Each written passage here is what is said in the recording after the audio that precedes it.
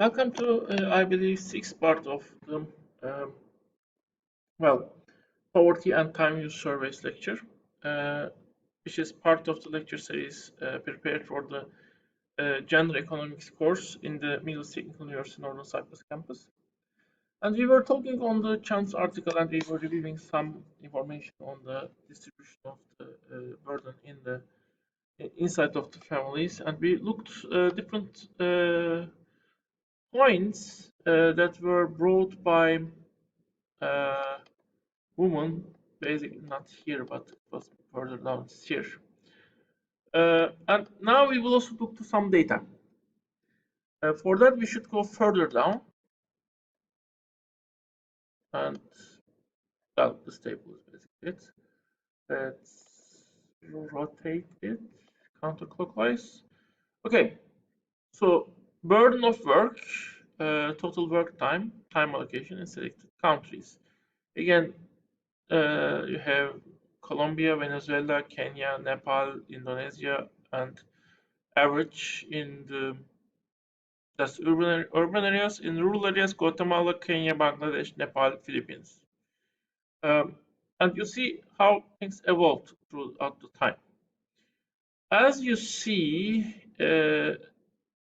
not you don't see the evolution. So these are just countries representing different years.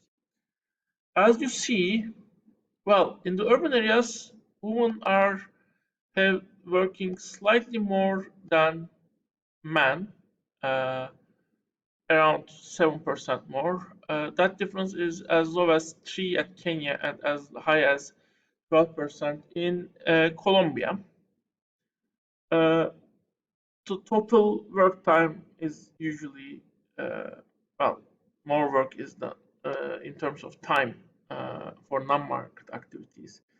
The time spent for market activities is usually um, smaller in Colombia. Uh, in general, however, well, market activities, slightly more time is spent. Actually, 54% of time is spent for market activities and 46% for non-market activities. And in Colombia, the ratios are reversed. In Kenya, actually, the time spent for non-market activities is drastically more. And in Indonesia, it's the reverse. I mean, 60% of time is spent for non-market activities. Uh, in case of women, almost most time spent is for non-market activities. In some cases, in Nepal, I believe, as high as 75%, and in Kenya as low as 59%. That's interesting, actually. Women are spending um, more time for market activities in Kenya. Probably farming, I believe. That should be the reason. Yes, but they grow in fields. They are also selling in Kenya. Although this is urban areas, I mean, that's still interesting. Maybe the women in urban areas are more skilled. Note also the difference between the man and female time spent is less in Kenya in general in urban areas. Well, when you look to the rural areas, however, in Kenya the difference is highest, 35%. Uh, so in, the lowest ratio in that case is Bangladesh, 10% basically, and on average, women are working 20% more time-wise than men. And total market work time in rural areas is higher, 59% to 41% probably, again, because of the agriculture, basically. Um, and when you look to women now, mostly women spend more time for market activities, and men drastically spend more time for them market activities. Although the ratio for the man is smaller compared with the relatively small compared with the urban men in the urban areas. And for the woman, again, this is just the difference is still smaller. So again, here is actually where the farming comes place, which might be reducing the differences basically. Although this number is interesting, this might mean that actually you have more women maybe in the urban areas, so that Because when you look both men and women, you see actually they are spending less time for non-market activities. Well, yes, yes, in total numbers also you see less time is spent for the non-market activities. More time is spent on market. Again, as I said, because farming is done there, I mean, which is it's taking substantial time, maybe more compared with the pure market activities in the urban areas. Um, when you look at actual differences, in the Philippines the difference is highest, and in Nepal the difference is lowest for women. In Philippines, difference is also highest in case of men. Polarization is highest. This means basically this. In Philippines and in Guatemala also it's highest. In Nepal, again, the difference is smaller. So the gap between the men and women is smaller in Nepal in terms of the distribution of market and non-market activities, as well as the overall difference is still high in Nepal, 17%, at least higher than the Bangladesh. So this is telling us something. I mean, the difference, time differences, the differences of the burden is still exist at a significant level in urban areas, but it is much more drastic. 20% higher time needs to be spent by the woman in the rural areas, and these countries are mostly rural countries, not basically. 20% time means, I mean, if one of the person is spending 10 hours, the other person is spending 12 hours, or if one of them is spending um, one of them is spending. Actually, you have actual numbers. In On average, uh, basically, women are working around 10 hours, basically. Uh, Men are working basically how many hours in that case? 8.5, I believe, hours. In urban areas, on the other hand, men are working, let me see, 7.5 hours maybe, and women are working 8 hours. So in one case, there's a 1.5 hours difference. In another case, there's a half an hour difference in a way, on average. So this data is by itself, it's a very interesting data in my opinion, and it's a good connection also between the climate surveys and the poverty issue. So to sum up this article, basically, well, what Chant is arguing is here. First, as I said, poverty has different dimensions, and especially if we are talking about the poverty of women, but actually maybe the poverty should be taken as a whole, something like that more, not as individuals that are by maybe lack of resources, maybe because they lack abilities, are resourceless, they are not able to gain sufficient income or access to resources they need to stay healthy.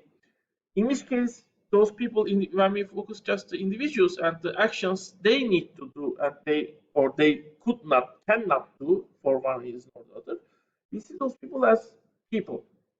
Although poverty, uh, especially for the women who are living with men, and basically the poverty is a result of relations within the family. But maybe even the broader poverty, which is result of economic relations in general in the economic system, is a result of the way the relations between the people in an economic system is organized. And in case of women, also the economic relations within the family are organized. So if the relations are creating poverty, then it is the relations that needs to be changed. But the relation is built between two people, it is not a result of actions of one person. So if those relations are the reason, maybe those relations should be changed not by the actions of women, but actions of men also. Of course, I mean, to general poverty in the economic system. overall poverty should be raised, maybe not by the actions of the poor people, but also actions of other people by changing the economic relations within a country in that case. But it might be more drastic in case of women, where the family relations are the factors that are ending up women to share at least higher burden of poverty. Because of that, basically, the feminization of poverty concept should not concentrate on the just actions of men, but also actions of women, but also actions of men. How men should change their behavior to raise the relations that are reproducing this overall burden of poverty on women basically. So, in general, China thinks that the concept feminization of poverty should be kept because she thinks that the concept is already known, and the concept has been useful to create some programs that are helpful to um, well, relieve the burden of women. I mean, economic burdens of women in different parts of the world. But even in more general sense, basically, it might also help us to understand and basically extend our understanding or definition of poverty, basically. But she certainly thinks that we need to extend poverty to our view of poverty from focusing on poor people to focusing the whole system, which is kind of reproducing poor people itself. I mean, because if we if we just help 1 or 2% to get out of poverty, the system might produce those poor people again. And here, actually, I want to have a brief visit to the single mothers again. Well, single mothers might have less resources, but well, at least significant percentage, even not majority, are choosing to be single mothers by themselves. Why? If they are likely to be having less resources, why are they choosing to be single mothers or single women in general? Single woman. Well, even if when they are married, when they have more resources available for them, they might not have control of these resources basically, and in the end, and as we have seen, even working women might not be necessarily controlling their income. And in the previous studies we have looked upon, even the intimate partner violence doesn't necessarily decrease when the income is increasing. So actually divorcing, even though it decreases the available resources for the woman, it might increase the living standard of the woman, even children, because access of those resources for the woman increase, and maybe that's one idea. Women might spend those resources more for the children. They might for the benefit of the children. So here actually we might have an overall decrease of the income. However, also an increase of the control of the income the woman has. So this is a good, nice representation of the whole view of the article. In fact, single mothers' position in terms of poverty might be improving compared with married women, even. So next time we will see the most interesting, maybe empirical edition of this whole article and the concept. Two are studies of poverty. As I said, power relations is staying unfortunately on one side, and we are not able to measure it empirically. The studies on them have not been made, and there is no agreed methodology to make them also in economics. But share of burden and time use inside of the household is now part of economics, and studies are made on this subject. So next time we will look to how this time use and time poverty concepts could be built in economics, in an article where these concepts are discussed and then also tested in a specific country. So see you in the next part.